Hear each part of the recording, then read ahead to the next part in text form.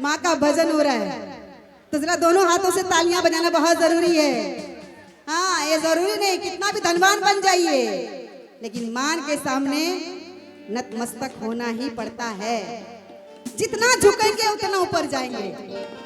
देखते हैं ना सोशल मीडिया पर, जब कोई पैसा वाला बन जाता है, गाड़ी वाला हो जाता है, महंगा महंगा मोबाइल वाले हो जाते हैं, उसकी लाइफ में देखिए कितनी ट्रेजेडी होती है। आप लोग फेसबुक पर देखते हैं ना, पता है क्यों?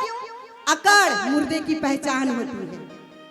जितना अकड़ दिखाएंगे, सब कुछ होते हुए आप दुखी हैं, आपका छी छी हो रहा है सोशल मीडिया पर, उसको पता है क्या कलाकार समझते हैं?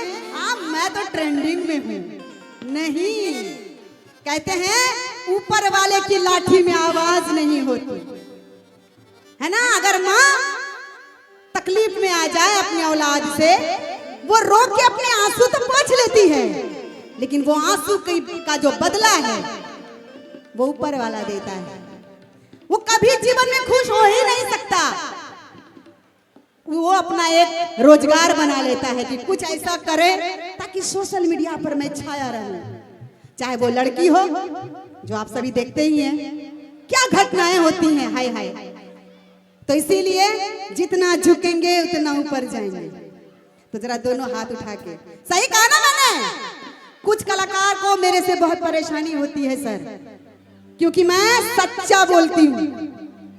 इसीलिए ये सच्चाई है कि कितना भी महंगा मोबाइल ले लीजिए, कितनी महंगी गाड़ी में घूम लीजिए, झुकिए, हमेशा झुके रहिए। और ये मैंने अपने माता पिता से, अपने गुरुओं से, और माँ सरस्वती स्वरूप लता दीदी से, पद्मश्री हमारी शारदा सिन्हा दीदी से भी सीखा है मैंने, और उनके नक्शे कदम पर चलती आ रही है। तो जरा सर दोनों हाथों से तालियां चाहूंगी सर। केहू लागारती केहू का बता भजनिया हो, केहू लागारती केहू का बता भजनिया। माई के सिंगार करे, माई के सिंगार करे, लागल महलिया। माई के सिंगार करे, लागल महलिया। माई के सिंगार करे।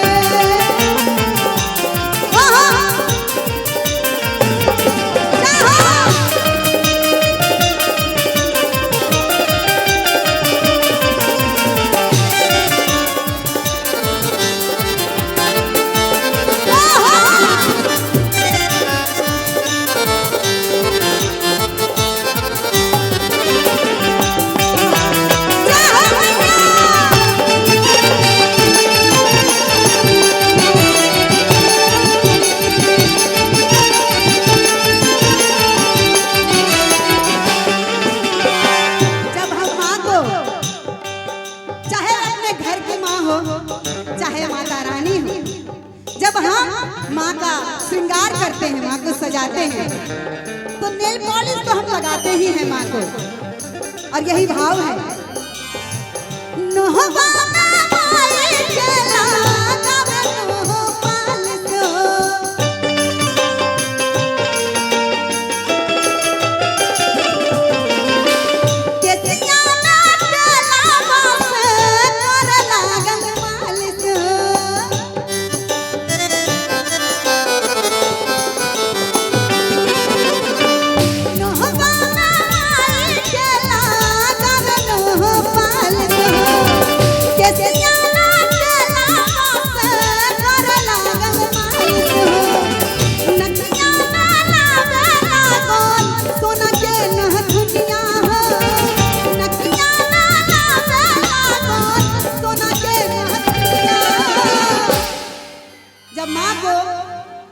और हम सभी जानते हैं, ज्यादातर अगर खासकर महिलाएं कितना भी कोई श्रृंगार कर ले, दो अगर श्रृंगार अगर कम हो तो खूबसूरती में थोड़ी कमी रहती है।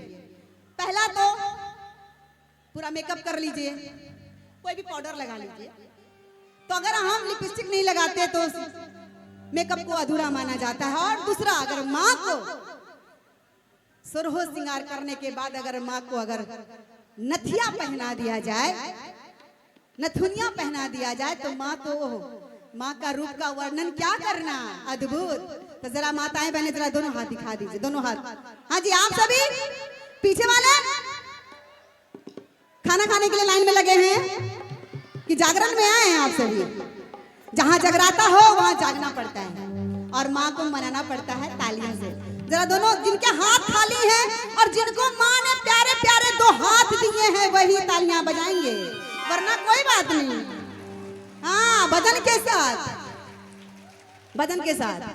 नकिया मेला मेला गाल सोना के नथनिया,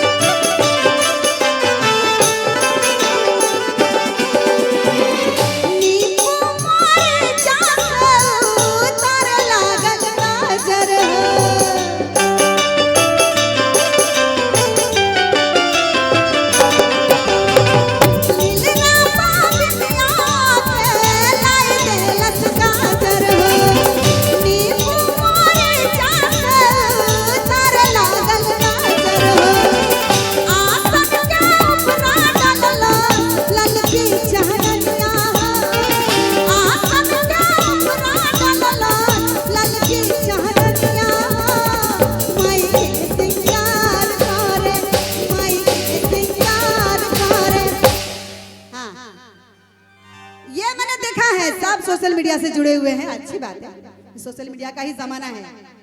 किसी को थप्पड़ मार दीजिए, वायरल। अब देखिए उसके पास काम, अब काम क्या है पता नहीं, तो मुझे लगता है कि जो वायरल होते हैं उसको बोलता होगा मारो थप्पड़ उसकी पहचान हो जाती होगी। क्या नाम है बेटा? रुपेश कुमार। ये किसको दिए? मेरे को? या आप ले लीजिए, ले लीजिए ना, ले लीजिए। मेरी ओर से मिठाई खा लीजिएगा, मैंने स्वीकार किया। ओके, नहीं नहीं ले लीजिए। हाँ, मैं चाहूंगी इस बच्चे के लिए, रुपेश कुमार के लिए जोरदार तालियां। हाँ, ये है भाव, ये भक्ति भाव है। ये आसन के ऊपर डालला ललकी चहनिया, ताली नहीं बजाएंगे। यहाँ की भाषा में क्या बोलते हैं? ताली नहीं बजाएंगे को क्या बोलेंगे? ताली नहीं बजाएबो क्या? ताली नहीं बजाएबो तो बजाबो ना, दोनों हाथ उठाकर। आसन के ऊपर डालला ललकी चहनिया, आसन के ऊपर डालला ललकी चहनिया,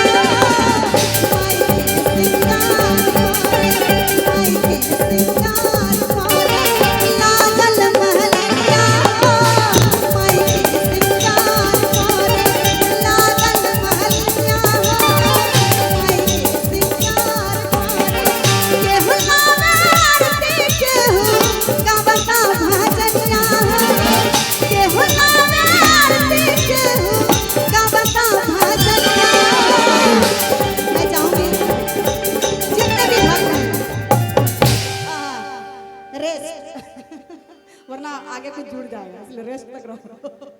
जरा दोनों हाथ, सभी माताएं बहनें तो पहले तैयार रहती है। देखिए सिर्फ मैं दोनों हाथ बोलती उठा लेती हूँ। इधर वाले बालक, ओ बालक, ओ चच्चा पीछे बैठे हैं, ओ चच्चा हाथ उठावो ना, उठावो, यही ना। हाँ, ये भागलपुर में भी बोला जाता है, मैं भागलपुर से हूँ, वहां भी बोला जाता है हाथ उठावो ना, उठावो ना हाथ। हाँ, फिर दोनों हाथ इधर, कार्ड भेजू कार्ड भेजू क्या हाथ उठाने के लिए? मेरे पास कार्ड भी है, मैं छपा के रखा है, दोनों हाथ वाला छाप है। हाँ जरा दोनों हाथ। माई के सिंगा